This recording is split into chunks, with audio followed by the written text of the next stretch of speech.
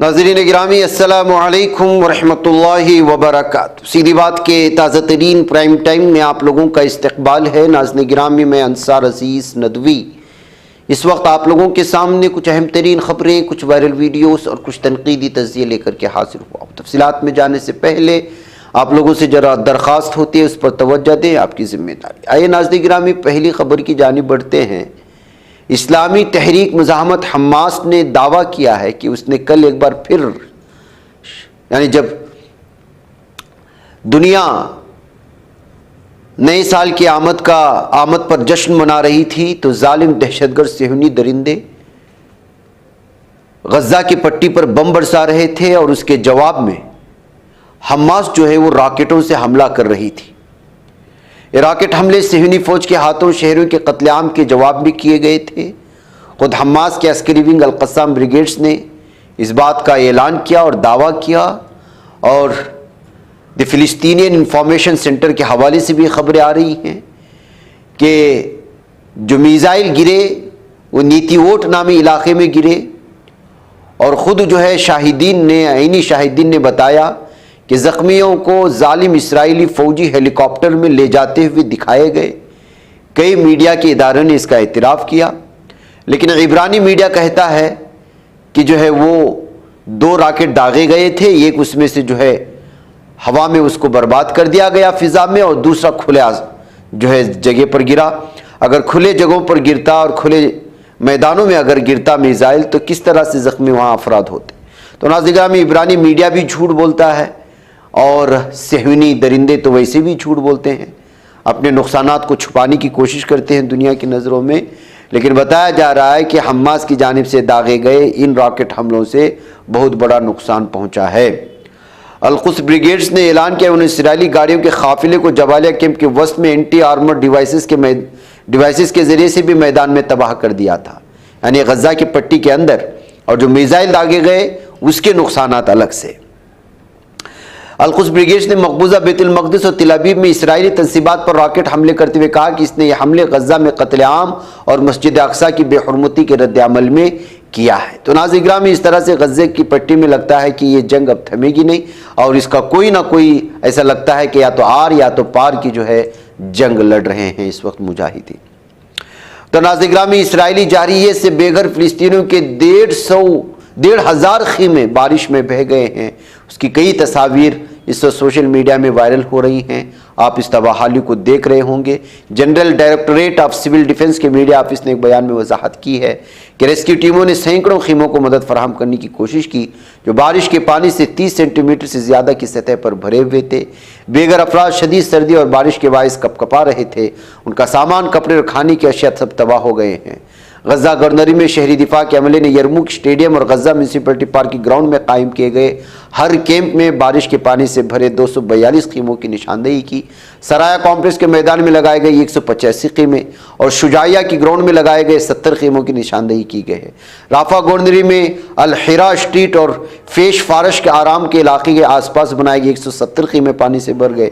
اس کے علاوہ ناظرین گرامی، اسدا جیل کے آس پاس اور العمل محلے کے پول میں 665 سے زائد خیمے تباہ ہو گئے ہیں اور پانی سے بھر گئے ہیں۔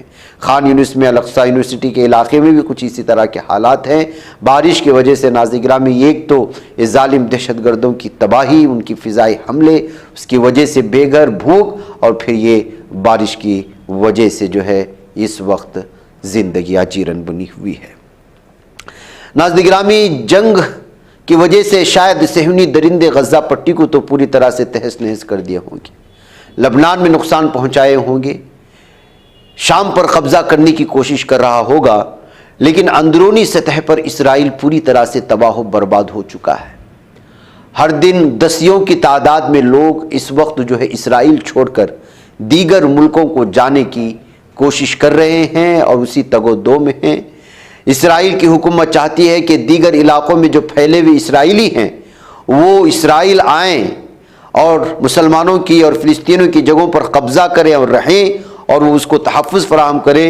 لیکن ادھر 1 سال سے جاری جنگ کی وجہ سے قابض ظالم دہشت گرد اسرائیلی ریاست میں سرکاری اعداد و شمار کے مطابق یہ بات سامنے آئی ہے کہ 82,000 سے زیادہ افراد ملک چھوڑ گئے ہیں۔ 82,000 سے زیادہ افراد ملک چھوڑ گئے ہیں۔ اگر ایک قابض اسرائیلی ریاست کی سرکاری اعداد و شمار کا انکشاف ہے تو مطلب یہ ہے کہ اس میں 10 سے 100% زیادہ لوگ اس وقت اسرائیل چھوڑ چکے ہیں، اس لیے کہ قابض اسرائیلی ریاست ہمیشہ سے دنیا کو جھوٹ بولتی ہے۔ اگر اس کا دعویٰ یہ ہے کہ 82,000 سے زیادہ افراد ملک چھوڑ گئے ہیں تو مطلب یہ ہے کہ ملک چھوڑنے والوں کی تعداد لاکھوں میں پہنچ چکی ہے۔ اسرائیل کے مرکزی ادارے شماریات نے اپنے جاری کردہ ایک پریس بیان میں کہا ہے سال 2024 میں 82.7 ہزار باشندوں نے اسرائیل چھوڑا اور 23.8 ہزار واپس آئے۔ یہ بھی کہا کہ اسرائیل کی آبادی کا تخمینہ تقریباً 10,27,000 ہے، جس میں 7.7 ملین یہودی، 2.1 ملین اسرائیلی عرب اور اندرون فلسطینی اور 216,000 غیر ملکی شامل ہیں۔ دفتر نے کہا کہ 2024 میں آبادی میں اضافے کی شرح 2023 میں 1.6% کے مقابلے میں کم ہو کر 1.1% رہ گئی ہے۔ بہرکیف ناظرین گرامی، جس نے جنگ تھوپا تھا اب اسی کے لیے یہ سب درد سر بنا ہوا ہے۔ ادھر ناظرین گرامی، پاکستان کی کچھ خبریں، کچھ ویڈیوز بہت زیادہ وائرل ہو جاتی ہیں۔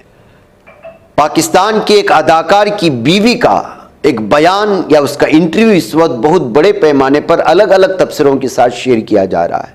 میں اس کو صرف بحیثیت خبر آپ کے سامنے پیش کروں گا، اس پر تبصرے آپ رکھ لیں، اور اس پر تبصرہ کرنے جائیں تو لمبا ہوگا، لیکن بعض لوگ اس میں جو ہے اشکالات پیدا کریں گے۔ بہرکیف پاکستانی اداکارہ سلمیٰ ظفر عاصم نے انکشاف کیا ہے کہ انہوں نے اپنے شوہر عاصم کو دوسری لڑکیوں سے ناجائز افیئرز رکھنے کے بجائے دوسری شادی کی اجازت خود دی تھی تاکہ ان کو گناہوں سے بچایا جا سکے یا پھر جو ہے مختلف لڑکیوں سے ناجائز تعلقات سے روکا جا سکے۔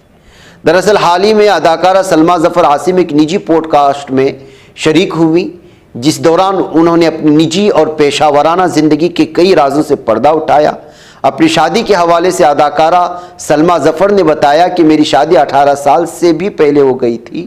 انٹر کے امتحان کا نتیجہ حتیٰ کہ شناختی کارڈ بھی شادی کے بعد بنوایا گیا۔ میرے شوہر اور مجھ میں 5 سال کا فرق ہے، 2 بیٹیاں اور 1 بیٹا ہے۔ در حقیقت ساس نے گھر کو لے کر چلنا سکھایا۔ آج جو کچھ بھی ہوں ساس کی وجہ سے ہوں۔ شوہر کی دوسری شادی کے سوال پر سلمیٰ ظفر عاصم نے بتایا کہ جب عاصم کی دوستیوں کے قصے مجھ تک پہنچنے شروع ہوئے، 3 ماہ تک یہ ایام بہت مشکل سے گزرے، بھوک پیاس ختم ہو گئی، لیکن اس کے بعد سسر سے گفتگو کی اور شوہر کی دوسری شادی کا فیصلہ کر لیا، یعنی دوسری شادی کروانے کا فیصلہ کر لیا، خود اپنے سسر سے یعنی شوہر کے باپ سے بات کرتے ہوئے۔ اداکارہ کا کہنا تھا کہ میں نے عاصم سے کہا آپ کو دوستیوں کے بجائے نکاح کر لینا چاہیے۔ شوہر کی شادی کے لیے بچوں کو بھی میں نے خود منایا۔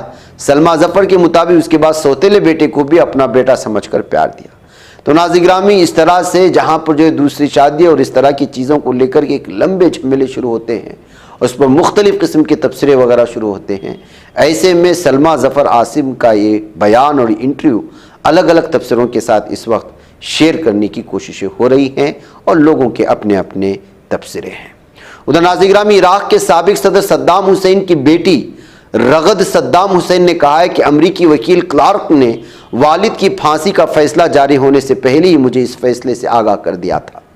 صدام حسین کی بیٹی رغد صدام حسین نے اپنے والد کی 18ویں برسی کے موقع پر عرب میڈیا سے گفتگو کرتے ہوئے والد کی موت کے حوالے سے نئے انکشافات کیے ہیں۔ انہوں نے کہا کہ میرے والد نے اپنی یادداشتوں میں تصدیق کی ہے کہ الناطق خاندان ہی نے ان کے بارے میں اطلاع دی تھی۔ اگر عراقیوں نے مجھے چنا تو مجھے سیاست میں آنے سے کوئی روک نہیں سکتا۔ رغد نے کہا کہ اس وقت پورا خطہ علمیوں کی لپیٹ میں ہے۔ عراقیوں کو چاہیے کہ کسی بھی بیرونی ایجنڈے کو مسترد کر دیں اور فرقہ واریت کو جڑ سے اکھاڑ پھینکیں۔ رغد صدام حسین نے مزید کہا کہ کسی کو حق نہیں کہ مجھے سیاست میں کام کرنے سے روکے۔ سابق ایرانی صدر کی بیٹی نے یہ بھی کہا کہ آج ہمارا عرب خطہ بہت سے علمیوں اور خطرناک واقعات کا سامنا کر رہا ہے، اس لیے عراق بھی اس مرحلے سے گزر سکتا ہے اور یہ دوسروں سے زیادہ مشکل ہو سکتا ہے۔ واضح رہے کہ رواں سال عراق کے سابق صدر صدام حسین کی سب سے بڑی بیٹی رغد اپنے والد کی جیل میں لکھی کئی یادداشتوں کی کچھ صفحات منظر عام پر لائی تھی اور اس کے بعد سے ہی وہ سرخیوں میں آ گئی تھی۔ ان صفحات کو سابق عراقی صدر نے اپنے ہاتھ سے تحریر کیا تھا۔ ان کی بیٹی رغد نے ان صفحات کو micro blogging website X سابقہ ٹویٹر پر شیئر کیا تھا۔ یاد رہے کہ امریکی حکام نے صدام حسین کی گرفتاری کے بعد 30 جون 2004 کو انہیں عراقی حکام کے حوالے کیا تھا، جس کے بعد ان پر 1982 عیسوی میں دجیل میں 148 افراد کے قتل عام کا مقدمہ چلایا گیا۔ بعد ازاں 5 نومبر 2006 کو عراق کے معزول صدر صدام حسین کو پھانسی کی سزا سنائی گئی اور 30 دسمبر کی صبح انہیں پھانسی دینے کے بعد تقرید کے قریب آبائی گاؤں الجوا میں دفن کر دیا گیا تھا۔ اس کے بعد سے جب سے رغد نے ان باتوں کا اظہار کیا اور انہوں نے جو لکھے تھے اس کو مائکرو بلاگنگ میں شیئر کیا، تب سے رغد وہ سرخیوں میں آئی تھی۔ اب اس انٹرویو کے بعد ایک بار پھر ان کے نام سے سرخیاں بننے لگی ہیں۔ ادھر یوکرینی ڈرون نے روسی ہیلی کاپٹر کو پہلی بار نشانہ بنانے کی وجہ سے سرخیوں میں آیا ہے۔ حملے کا ویڈیو بھی سامنے لایا گیا۔ یوکرین کے ڈرون نے پہلی بار کسی روسی ہیلی کاپٹر کو کامیابی کے ساتھ نشانہ بنایا۔ منگل کو بحر اسود کے اوپر پرواز کر رہے 2 روسی ہیلی کاپٹر کو یوکرینی بحری ڈرون نے نشانہ بنایا تھا۔ اس حملے میں ہیلی کاپٹر پوری طرح تباہ ہوا جبکہ دوسرے کو نقصان پہنچا۔ حملہ ہوتی روسی ہیلی کاپٹر کا پائلٹ کافی گھبرا گیا۔ اس کی جانکاری یوکرین انٹیلیجنس سروس کے ذریعے ریڈیو کال کو انٹرسپٹ کرنے کے بعد ہوئی ہے۔ یوکرین کی فوجی انٹیلیجنس سروس نے سوشل میڈیا ایکس پر اس کا ویڈیو ساجھا کیا ہے، جس میں روس کے Mi-8 ہیلی کاپٹر کو یوکرین کے ماگوراوی 5 بحری ڈرون کی مدد سے مار گرایا گیا تھا۔ تو ناظرین گرامی، اس طرح سے فضائی جنگی طیاروں کو زمین کے حملے سے گرایا جانے کی وجہ سے ایک بہت بڑا کامیابی مانی جاتی ہے، جس کی وجہ سے یہ خبریں سرخی بنا لیتی ہیں۔ ناظرین، امریکہ میں 26/11 ممبئی حملوں کے ملزم طہور رانا کی ہندوستان حوالگی کی راہ ہموار ہو گئی ہے، اس طرح کی خبریں سامنے آ رہی ہے۔ امریکی عدالت نے رانا کے ہندوستان بھیجے جانے کے حوالے سے فیصلہ سنایا، جس کے بعد اب ہندوستان کی جانب سے حوالگی کارروائی تیز کی جا رہی ہے۔ طہور رانا پر الزام ہے کہ اس نے ممبئی حملوں کے کلیدی ملزم ڈیوڈ کولمین ہیڈلی کی مدد کی تھی، جس نے اس حملے کے لیے ٹھکانوں کی ریکی کی تھی۔ امریکی عدالت نے اگست 2024 میں فیصلہ سنایا تھا کہ طہور رانا کو ہندوستان بھیجا جائے گا۔ طہور رانا نے اس فیصلے کے خلاف درخواست دائر کی تھی، جسے عدالت نے مسترد کر دیا تھا۔ اس فیصلے کے تحت رانا کی ہندوستان حوالگی کے لیے دونوں ممالک کے معاہدے کے تحت رانا کو ہندوستان لانے کی کارروائی شروع کی جائے گی۔ اس طرح کی خبریں اس وقت سامنے آ رہی ہیں۔ ناظرین گرامی، مجھے اجازت دیں۔ السلام علیکم ورحمۃ اللہ وبرکاتہ۔ بچ پاتا ہے کوئی صحافی کی نگاہوں سے، ملاتا ہے یہ لوگوں کو محبت کی پناہوں سے، کرم اور درد مندی کا ہے ایک سنسار سیدھی بات، عظیمت جرأت و ہمت کا ہے اظہار سیدھی بات، عظیمت جرأت و ہمت کا ہے اظہار سیدھی بات۔ یہ چینل حق نگر بن کر کچل دیتا ہے فتنوں کو،